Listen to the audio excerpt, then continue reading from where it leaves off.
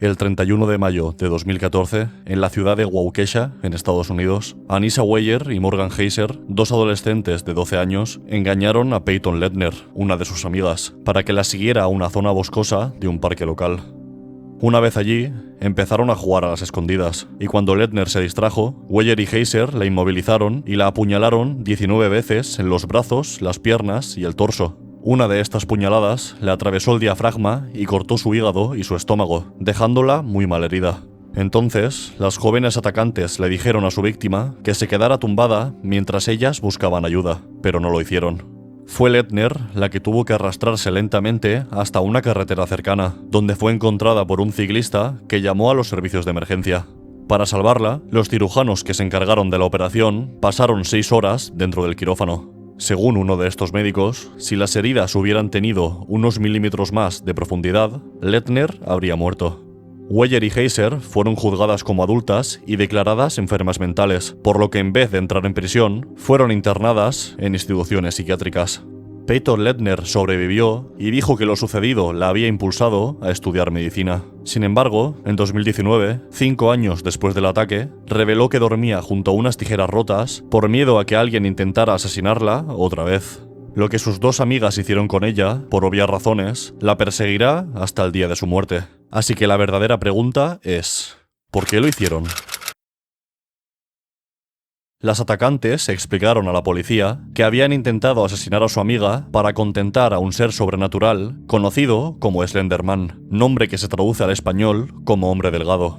Habían descubierto su existencia en internet y creían que si no le ofrecían un sacrificio, les haría daño a ellas y a sus familias. Además, con este sacrificio probarían que la criatura existía.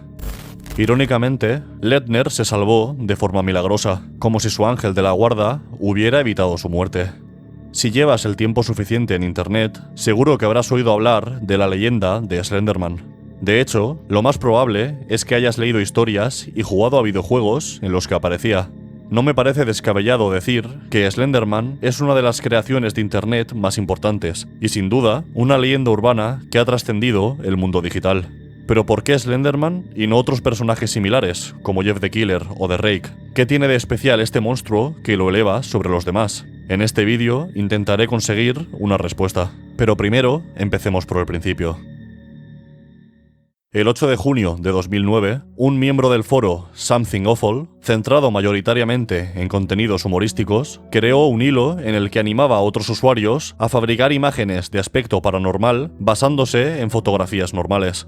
Rápidamente, el hilo se llenó de imágenes tétricas de fantasmas, platillos volantes y otros elementos extraños.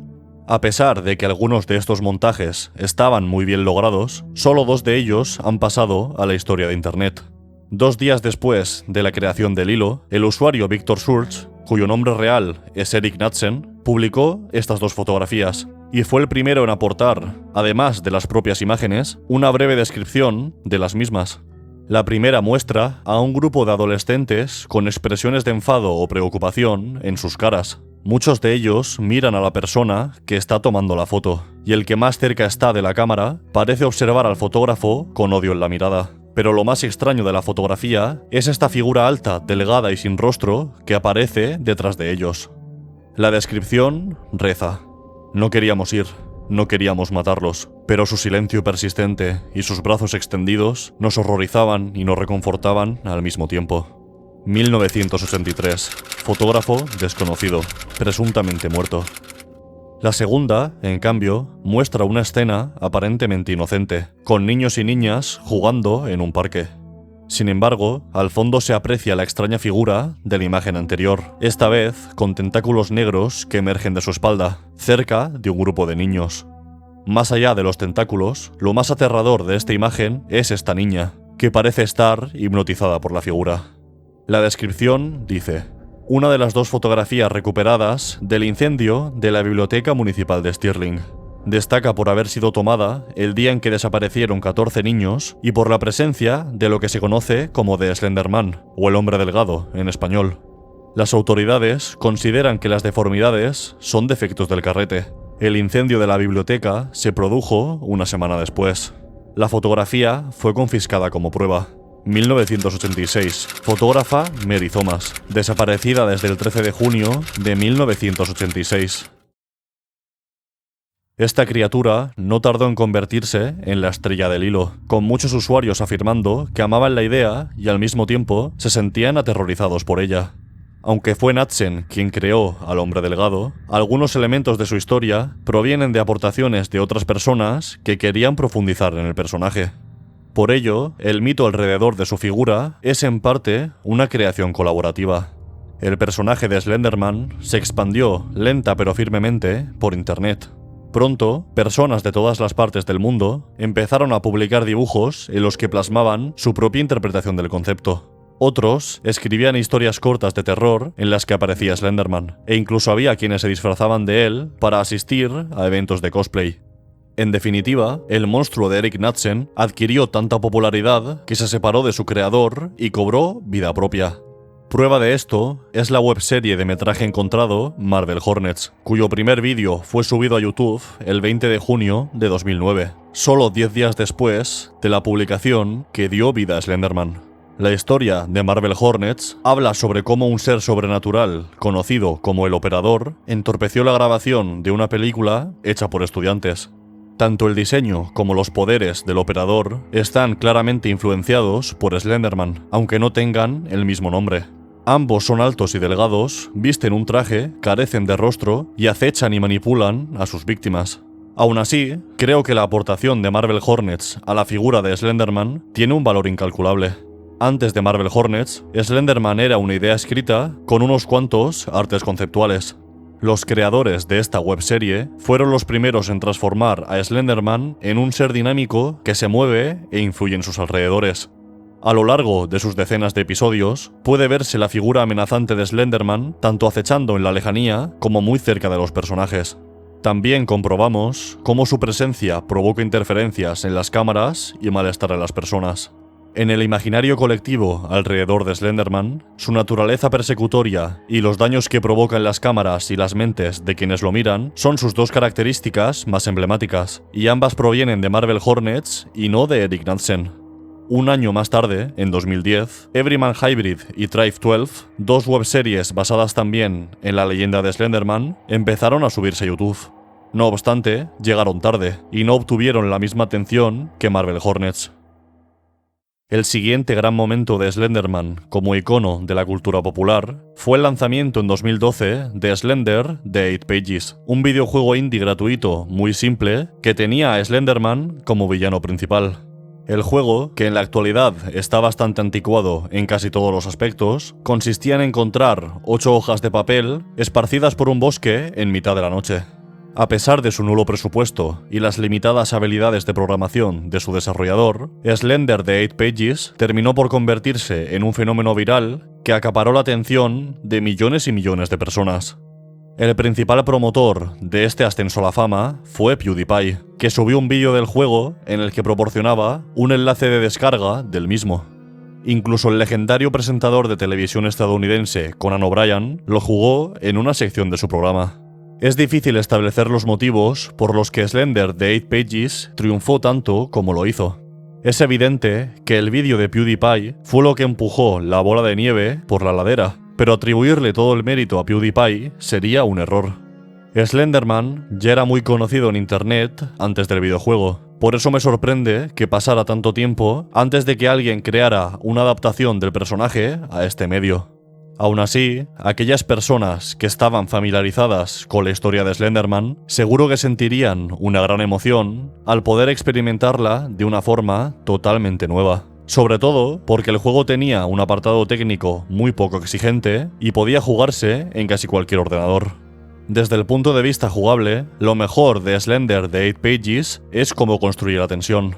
Las partidas empiezan sin música, solamente con los sonidos del bosque y de nuestros pasos. En este momento no hay ningún peligro, pero nos invade la incomodidad. En el absoluto silencio del bosque estamos solos. Es cuando cogemos la primera de las 8 hojas que la música comienza, indicándonos que Slenderman nos está buscando.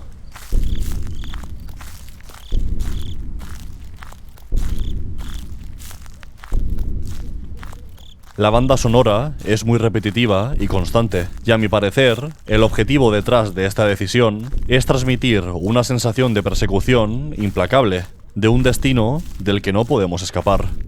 Cuantas más páginas encontramos, más agresivo es el acoso de Slenderman y más intensa es la música.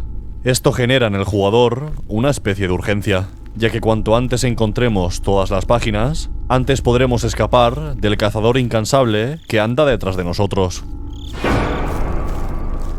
El juego también incluye sobresaltos, pero su forma de implementarlos los hace mucho mejores que los sobresaltos tradicionales. En vez de estar programados para activarse en momentos fijos de la partida, dependen de las acciones del jugador. Las interferencias y los sonidos fuertes aparecen cuando el jugador observa directamente a Slenderman o está muy cerca de él. De esta forma, el juego premia a las personas que son cuidadosas. Slender de 8 Pages mantiene una presión constante sobre el jugador y lo incentiva a huir continuamente del peligro, lo que coloca el foco del terror en la persecución de Slenderman más que en su figura. Así, su modelo 3D, que no asusta demasiado, queda en un segundo plano, como una figura inmóvil y paciente que no tiene prisa por atraparnos, porque sabe que tarde o temprano terminará haciéndolo. Esto diferencia a Slenderman de otros monstruos de los videojuegos de terror. Es muy extraño que el enemigo del que huimos se quede completamente quieto, observándonos, en vez de correr detrás de nosotros. Si Slenderman corriera o caminara mientras nos persigue, en mi opinión, perdería todo su encanto. Slenderman es Slenderman porque no necesita esforzarse para atraparnos en sus tentáculos. Un año después, en 2013, fue lanzada la secuela de Slender de 8 Pages, llamada Slender the Arrival, que incluía gráficos mejorados, más mecánicas y una historia relacionada con la capacidad de manipulación de Slenderman. Esta secuela, debido a que era de pago y que la figura de Slenderman había explotado un año antes, no tuvo el mismo impacto que el juego anterior, pero también logró una presencia muy notable en Internet. Al igual que ha ocurrido estos últimos años con las Backrooms, Slenderman llegó a ser, en su época, una superestrella dentro del panorama del terror indie. Los desarrolladores pequeños sabían que hacer un juego sobre Slenderman era un método casi infalible de llamar la atención de muchas personas. Entre los clones de Slender de 8 Pages, recuerdo con especial nostalgia Slender Space, que traslada la amenaza de Slenderman a una nave espacial, y Slendytubbies, que transforma a los adorables Teletubbies en horrendas máquinas de matar. En Android, el catálogo de juegos sobre Slenderman es incluso mayor, pero su calidad deja mucho que desear y creo que no tienen mucha relevancia. En 2016, HBO produjo el documental Beware the Slenderman, que habla del caso real que he mencionado al principio del vídeo. Este documental fue recibido de forma más o menos positiva, tanto por su tratamiento del tema como por el uso de recursos de Marvel Hornets y Slender de 8 Pages para ilustrar la figura de Slenderman. Por desgracia, 2 años después se estrenó la película Slenderman, la primera adaptación al cine con presupuesto decente de la historia del hombre delgado. Esta película, aunque generó beneficios a su productora, es considerada una decepción por la crítica y los aficionados del personaje. Y es una pena, porque si hubiera sido medianamente buena, podría haber servido como precedente para que la industria del cine apostase por el mundo del creepypasta. Sin duda, la popularidad y la influencia de Slenderman son prueba de que este monstruo de Internet tiene algo especial que lo diferencia de los demás. Cuando era pequeño, recuerdo estar muy interesado en las historias de Jeff the Killer, de Smile.jpg, del experimento ruso del sueño, etcétera, etcétera. Y al igual que yo, muchos otros sentían esa atracción propia de los relatos de terror frente a la hoguera. Nos dan miedo, pero queremos oírlos. Sin embargo, de todas esas historias, solo una ha sobrevivido al paso del tiempo y sigue formando parte de la cultura popular. No he hecho la prueba, pero estoy bastante seguro de que si ahora le preguntase a un adolescente si conoce a Slenderman, me diría que sí, pero dudo que ocurriese lo mismo con los otros creepypasta. La pregunta es ¿por qué? Y la respuesta, para mí, es que Slenderman no se creó el 8 de junio de 2009 en una publicación del foro de Something Awful, sino que lleva existiendo desde hace cientos de años, quizá desde los albores de la civilización humana. Si te hablo del hombre del saco, quizá no sepas a qué me estoy refiriendo, pero no hay problema. Quizá te suenen más otros de sus nombres. El hombre de la bolsa, el viejo del saco, el ropavejero, el coco, el cuco, el cucuy, el sacamantecas, y podría seguir así durante unos minutos más. Todos estos nombres se refieren al mismo personaje, una criatura que se lleva consigo a los niños y niñas que desobedecen a sus padres. Lo curioso es que aunque los nombres que he mencionado provienen de países hispanohablantes, este ser aparece en el folclore de países de prácticamente todas las partes del mundo. Es cierto que cada cultura le atribuye características estéticas diferentes, pero en esencia todas hablan del mismo monstruo. Internet es el único lugar donde no existen fronteras. En Internet no existen divisiones políticas, lingüísticas o religiosas, al menos de forma física. Por ello, las ideas viajan libremente y tienen un potencial de expansión sin límites. En este contexto, el nacimiento de Slenderman, o de un monstruo equivalente, era algo que debía suceder en algún momento. Internet necesitaba a su hombre del saco, y Erik Knudsen le dio un nombre y un cuerpo. Hay algo en la mente humana que hace muy probable la existencia de los monstruos como Slenderman. ¿Será la necesidad de los padres de hacer que sus hijos se porten bien? ¿O el miedo de los padres a que sus hijos desaparezcan sin que ellos puedan evitarlo? Supongo que nunca lo sabremos. Lo que más me inquieta de todo esto es que Slenderman comparte apariencia con otros monstruos secuestradores de niños. El Nalusa Faluya, del folclore de la tribu nativoamericana de los Choctaw, y el Medmingwi, del folclore haitiano, también son descritos como criaturas humanoides anormalmente altas y delgadas. Una coincidencia bastante siniestra, ¿verdad? La existencia de Slenderman, como el propio Slenderman, es inevitable. Quizá, en un futuro lejano, un monstruo con otro nombre lo sustituya, pero él siempre será el primero. Y cada vez que pensemos en ir solos a un bosque, nos recordará que para evitar una tragedia, sería recomendable ir acompañados. Muchas gracias por ver el vídeo, sobre todo a Francisco Pablo, Iris Acosta y Lara, Edward Argento, Ulises Franchini, de Orange Cat, Juani y al resto de los miembros del canal. Si te gusta mi contenido, te recomiendo que eches un vistazo a los enlaces de la descripción. Ahí podrás encontrar el enlace a mi canal de Twitch, a mi canal secundario de YouTube, a mi Twitter, mi Instagram, al servidor de Discord y lo más importante, a mi canal de WhatsApp, donde aviso de la subida de vídeos y del inicio de los directos. Hasta la próxima.